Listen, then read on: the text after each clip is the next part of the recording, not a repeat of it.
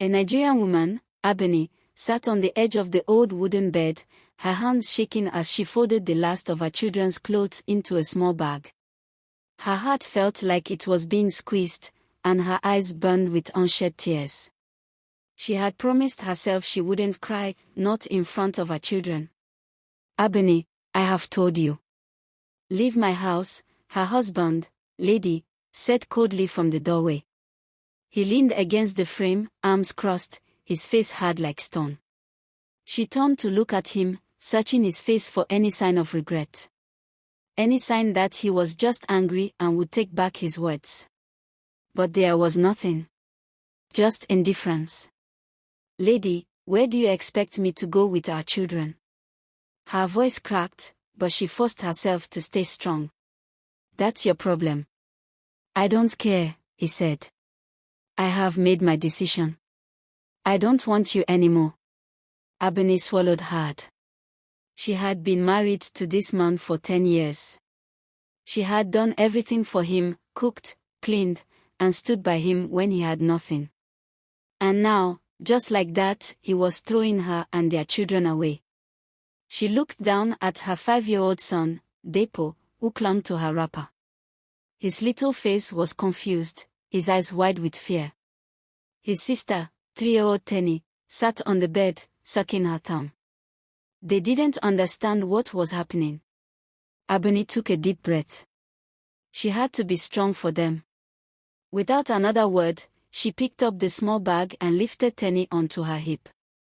With Depo's tiny hand in hers, she walked past Lady, her heart breaking with every step. As she stepped out of the house, the reality of her situation hit her like a blow to the chest. She had nowhere to go. Her parents had died years ago. She had no brothers or sisters. The only family she had left was her children. She stood outside, the cool evening air wrapping around her like a cold embrace. The street was quiet, except for the distant sound of a baby crying and the faint music from a nearby house. Where would she sleep tonight? She thought of her friend, Sod. Maybe she could stay with her for a few days. But for how long? People had their own problems. How many days before Soda's husband started complaining? Abeni fought back tears. She had always feared being a single mother. She had seen how people treated women like that, like failures, like burdens. She had done everything to make her marriage work. But in the end, it wasn't enough. Depo tugged at her hand. "Mommy, where are we going?" She forced a smile. "We are going to a safe place, my love." She started walking, one step at a time, not sure where the road would lead.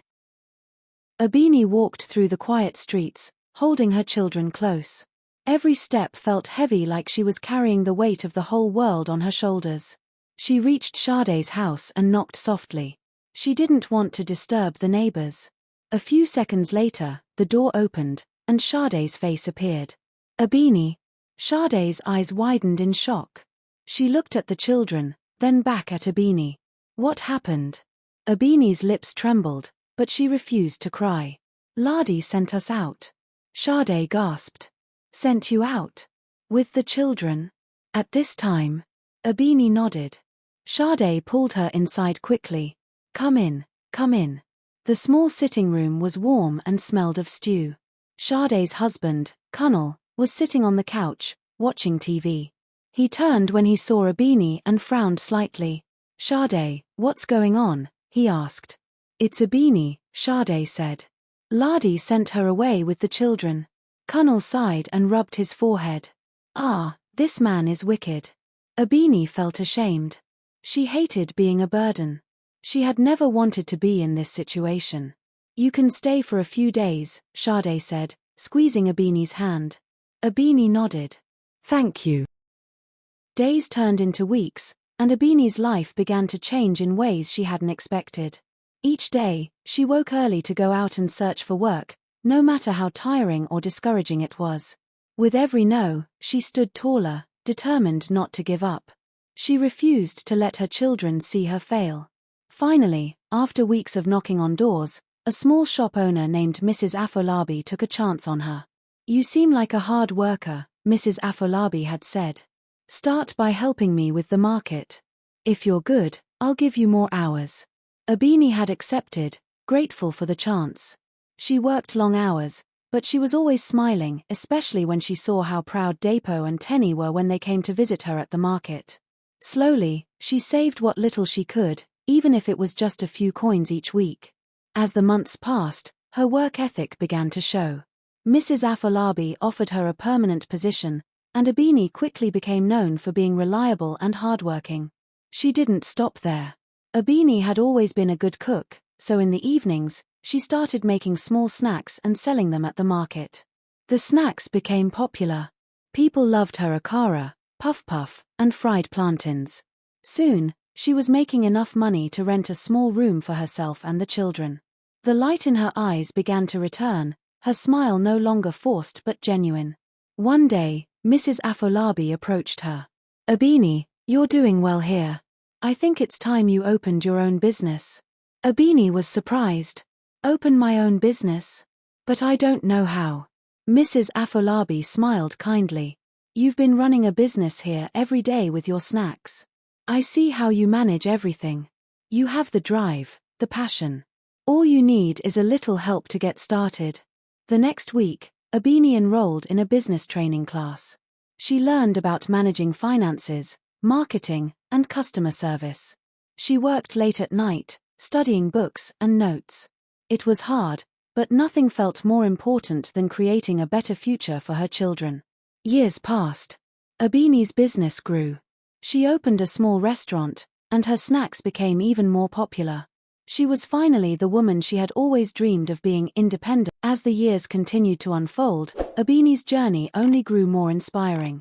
Her restaurant thrived, becoming a favorite spot in the community.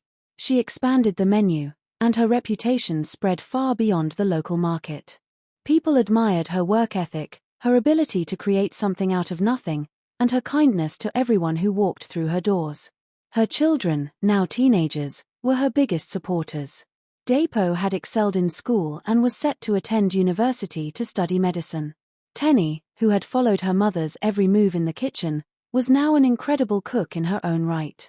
They both knew the struggles their mother had faced, and they were determined to make her proud. Abini had always dreamed of sending her children to the best schools, and now that dream was becoming a reality. She paid for Depo's education without hesitation, knowing that every sacrifice she made had been worth it. One day, Abini stood at the counter of her restaurant, watching her staff serve a long line of customers. It was late afternoon, and the place was bustling with life. The sweet smell of her signature jollof rice and freshly fried plantains filled the air. She looked out the window, her heart swelling with gratitude. She had worked so hard to get here, but she never lost sight of her true purpose: to create a better life for her children. Every decision she made, every risk she took, had been with their future in mind. As she took a break to sit down and sip on some fresh juice, a young woman entered the restaurant. She looked nervous but determined. She walked up to Abini and hesitated for a moment. "Excuse me, I'm looking for a job. I saw your restaurant and thought maybe you could help me," the woman said, her voice soft. Abini smiled warmly at her. "Of course, you're welcome here. What's your name?" "Ifema," the young woman replied. "Well, Ifema, I think we can find something for you to do. Let me get my manager." As Ifema sat down, Abini saw a little of herself in the young woman. She saw the same determination, the same hope in her eyes that she once had. Abini knew that she had the power to change someone else's life, just as Mrs. Afolabi had done for her. In the next few weeks, Ifema quickly adapted to the work environment, learning from Abini and the rest of the team. Abini made sure to encourage her, sharing advice on how to succeed and reminding her to always believe in herself. Ifema wasn't just an employee, she was a part of Abini's extended family. One evening, after a long day of work, Abini sat with her children in their cozy living room. Depo was talking about his upcoming medical school entrance exams, and Tenny was planning a small dinner party with her friends. They all laughed together, the sound of their joy filling the room. Abini had finally found peace. She had built a life from the ground up. She no longer feared being alone. She had created a legacy for her children, a foundation of strength, love, and perseverance.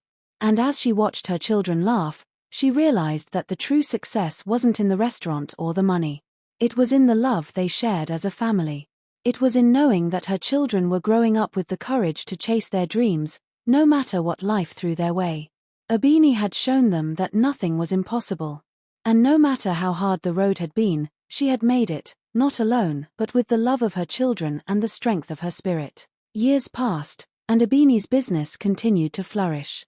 Her restaurant had become a staple in the community, and the love she poured into her cooking was now legendary. She had expanded her services to catering and event planning, and her name was known far and wide. But no matter how successful she became, she never lost sight of what was most important to her, her children. Dapo had graduated from medical school with honors and was starting his residency in a prestigious hospital. He was well on his way to becoming a respected doctor. Tenny, on the other hand, had decided to take her love for cooking to the next level. She opened her own small food business, a catering service specializing in traditional Nigerian dishes with a modern twist. Abini was incredibly proud of both of them. One evening, as Abini sat in her office at the restaurant, reviewing the books, she heard a knock at the door. She looked up and smiled when she saw Dapo standing there, his white coat still on. "Mum, you won't believe it," he said, excitement in his eyes. "I got an offer to work at one of the top hospitals in Lagos. They want me to join their surgical team." Abini's heart swelled with pride. She stood up and embraced her son. "I knew you could do it, Dapo. I'm so proud of you. I couldn't have done it without you, Mum," Dapo replied, his voice filled with gratitude. "Everything you sacrificed, everything you taught me, it's all because of you." Tears welled up in Abini's eyes as she held him. She had worked tirelessly, day in and day out, to ensure that her children had a chance to succeed. And now, seeing Dapo on the brink of his own success, she knew all of the struggles had been worth it. Later that night, Abini sat with Tenny, watching her daughter work in the kitchen. Tenny was preparing a new recipe for her catering service, and the kitchen was filled with the delicious scent of sizzling spices. Abini smiled as she watched her daughter work with such focus and passion. "You know, Tenny," Abini said softly, "when you were little, I always wondered if I was doing the right thing. If I was enough for you too. But seeing you now, I know I did my best." Tenny looked up and smiled. "You did more than your best, Mum. You gave us everything. I wouldn't be here without you. I want to build something as strong as you built for us. I want to make you proud." Abini's heart swelled with love. Her children had become everything she had hoped for and more. They were kind, hardworking, and ambitious, just like their mother. Abini knew she had given them the foundation they needed to succeed, and now, they were building their own paths. Abini's life had come full circle.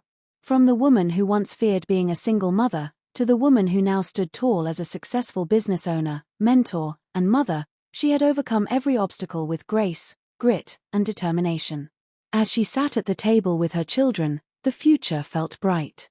She had created a legacy that would continue for generations, one of strength, love, and the unwavering belief that no matter where life took you, you could always rise again. And in that moment, Abini knew that her journey had not just been about surviving, it had been about thriving. She had built something lasting, something meaningful, and she had done it with her own two hands. Her story was one of resilience, of never giving up, and of turning pain into power. Abini had shown the world and her children that no matter what life threw your way, with enough love and determination, anything was possible.